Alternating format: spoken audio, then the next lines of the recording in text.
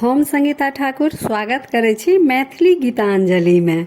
एहि चैनल पर नाना प्रकार के मैथिली गीत सुनऽ के भेटत, तो चैनल के सब्सक्राइब जरूर कर लेब। आई हम गौरी गीत सुनाबा जा रहल छी। नीक लागत तो लाइक शेयर सब्सक्राइब जरूर कर लेब। गौरी पूजू गौरी पूजू गौरी पूजू है सुकुमारी सिया, पूजी पूजी मांगू वही बात है सुकुमारी सिया। एक हाथ लिया सिया फूल के डलिया है सुकुमारी सिया, दोसर हाथे गौरी पूजू आज है सुकुमारी सिया। गौरी पूजू गौरी पूजू गौरी पूजू है सुकुमारी सिया। जाहिलाए सब दीना जप तप केलौं है सुकुमारी सिया, सेहो बड़ भेटला भगवान है सुकुमारी सिया, सेहो बड़ भेटला भगवान है सुकुमारी सिया।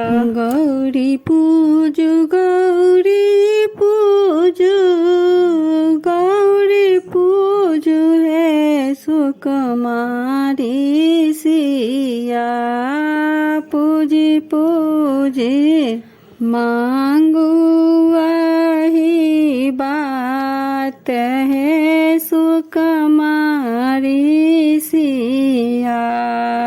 एक हाथ लिया सीता जल के लोटिया है सुकुमारी सिया, दोसर हाथे गौरी पूजू आजू है सुकुमारी सिया। जाहिलाए सब दीना जप तप केलौं है सुकुमारी सिया, सेहो बड़ भेटला भगवान है सुकुमारी सिया, सेहो बड़ भेटला भगवान है सुकुमारी सिया। गौरी पूजू गौरी पूजू गौरी पूजू है सुकुमारी सिया, पूजी पूजी मांगू वही बात है सुकुमारी सिया। एक हाथ लिया सिया नवेद के डलिया है सुकुमारी सिया, दोसर हाथे गौरी पूजू आजू है सुकुमारी सिया। जाहिलाए सब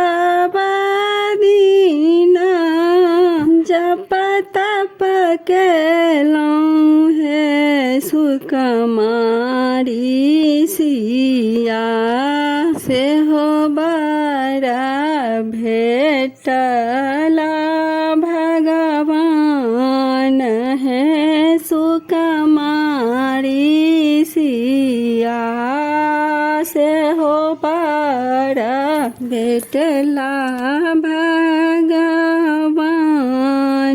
है सुकुमारी सिया गौरी पूजू गौरी पूजू गौरी पूजू है सुकुमारी सिया पूजी पूजी मांगू आही बात है सुकुमारी सिया।